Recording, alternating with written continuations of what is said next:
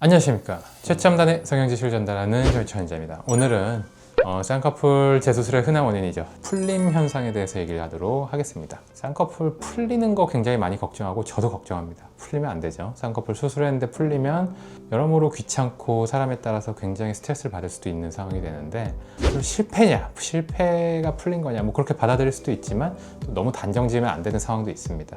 눈에 따라서 조금 다르고 어느 정도는 풀릴 수 있는 확률을 좀 안고 예상을 하고 가는 경우들도 있는데 그래도 또 수술을 했는데 풀리면은 또 다시 AS를 하고 재수술을 하거나 아니면 원하지 않는 모양이 될 수가 있기 때문에 되도록이면 안 풀리는 게 좋다. 그런 관점에서 이 풀림 현상에 대해서 설명하도록 하겠습니다.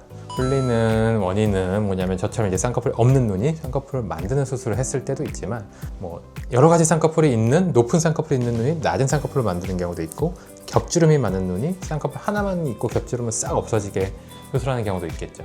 풀렸다라고 하는 건 그래서 그런 경우마다 다 다른 모양일 수밖에 없습니다. 저 같은 경우에 수술을 했다가 쌍꺼풀이 풀리면 또 아무것도 없는 상태가 되겠죠. 싹 사라지는 상태가 되겠고 쌍꺼풀이 이제 두껍거나 겹주름이 위에 있었는데 수술을 했다가 쌍꺼풀이 풀리면 또 위에가 다시 지방 방송이 이제 막 나오는 경우가 있겠죠. 그래서 높은 애가 딱 잡히면 왜 그러지? 왜 바뀌었지? 왜 위에가 없어졌다가 또 생겼지? 이제 풀린 경우일 수가 있습니다. 이제 라인을 너무 높게 잡은 경우는 그 힘 자체를 못 이기고 풀릴 수 있고 피부가 너무 두꺼워도 풀릴 수가 있고 또 쌍꺼풀은 이제 선 긋는 게 아니라 제가 항상 얘기하죠. 이렇게 접혀서 올라가는 거기 때문에 올라가는 힘이 불충분하면 그러니까 눈뜨는 힘이 약하면 사실 우리는 대부분은 이제 한국 사람들은 서양인들보다는 눈뜨림이 약할 수밖에 없기 때문에 그러니까 쌍꺼풀이 또 없는 거죠. 그래서 쌍꺼풀이 눈뜨림이 약한데 또 만들었는데 힘이 약해서 처음에는 반짝반짝 트다가 눈매개 정도에서 반짝반짝 뜨다가 점점 약해져서 툭 하고 풀리는 경우도 있게 되겠죠. 관리에 따라서 다른데 초반에 좀 조여야 됩니다. 한 달 정도는 제가 그래서 이렇게 거울로 절개선 보지 말라 그러거든요. 그러면 이제 눈 뜨는 근육이 이렇게 힘을 잃으면서 쌍꺼풀이 점점 앞으로 나오는 힘이 한 달 정도에 많이 생기게 되면 또 조기에 풀리는 원인이 될 수가 있습니다. 그래서 눈을 어느 정도 뚜렷하게 뜨는 연습을 좀 해야 되겠죠.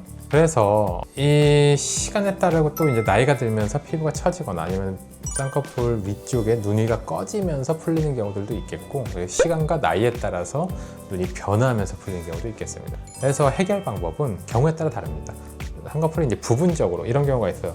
전체적으로 라인이 딱 있다가 뒤쪽이나 앞쪽만 살짝 얇아지고 좀 라인이 이렇게 해서 좀 찌그러져 보이는 경우 그런 경우는 사실 전체적으로 절개를 다시 하거나 전체적으로 하는 것보다 부분적으로 이제 구멍만 뚫어서 찝는다고 하죠. 자연유착만 살짝 한다거나 매몰법으로 잡아준다거나 하는 경우가 훨씬 나은 경우가 많습니다. 그래서 그런 부분을 뭐 잡겠다고 절개를 했을 때는 오히려 전체적으로 또 뒤흔들릴 수가 있기 때문에 부분적으로 수선할 때는 그렇게 하는 게 낫고 또 이제 눈 뜨는 힘이 약해서 뭔가 쌍꺼풀 라인이나 이런 건 잘 접혀 있는데 힘이 약해서 풀리는 경우는 눈매 교정을 조금 세게 해야 될 수도 있겠죠. 그래서 눈매 교정은 처음부터 엄청 세게 한다기보다 처음에는 딱 맞는 정도로 이제 하는데 생각보다 약했을 경우에는 그거보다 수술 기록지를 잘 봐야겠죠. 그래서 수술한 사람한테 그런 것도 재수술을 받는 게 낫습니다.